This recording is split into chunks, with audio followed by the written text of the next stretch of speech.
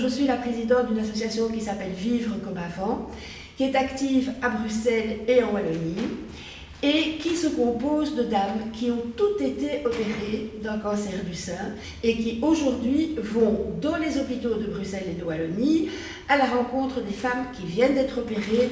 Ce sont des rencontres non médicales et c'est l'occasion pour ces dames de parler avec nous de choses dont elles ne parlent pas forcément avec les médecins ou avec leur mari ou même avec leurs enfants. À côté de ça, nous leur remettons une documentation concernant notre association. On leur remet aussi une première petite prothèse qui leur permet de sortir de l'hôpital en étant équilibrés, je vais dire physiquement.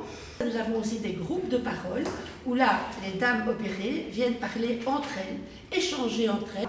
Et ces groupes de parole ont lieu à Bruxelles, à Liège. Et nous sommes aussi régulièrement invités dans des écoles, des hautes écoles paramédicales.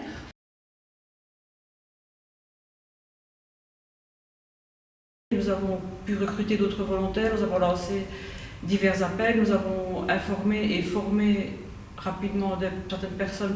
Nous avons donc comme objectif de reprendre rapidement les visites à l'hôpital dans des patients opérés. Nous procédons également à l'écoute téléphonique des patients quand ils en ont besoin, que ce soit avant l'opération, que ce soit juste après. À cette fin, les hôpitaux du Sartiment, le CHU du Sartiment et le CHR de la Citadelle glissent dans les dossiers des patients diagnostiqués nos coordonnées avec nos numéros de téléphone des volontaires.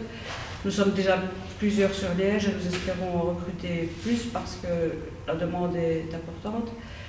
Et nous avons également un espace parole qui est à Liège, dans les locaux du Dr Thiel. Un espace beauté est né à Bruxelles qui aide les femmes en état de précarité ou qui en font le besoin. Cet espace propose des perruques, un prêt ou un don de turbans, de lingerie adaptée.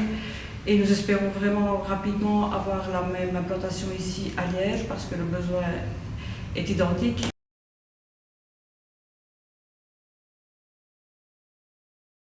C'est avec beaucoup d'intérêt et de sympathie, de cordialité que nous accueillons ici au Palais Provincial l'association Vivre comme avant. Vivre comme avant, ça veut dire beaucoup de choses, notamment dans le domaine malheureux, si je puis dire, du cancer du sein.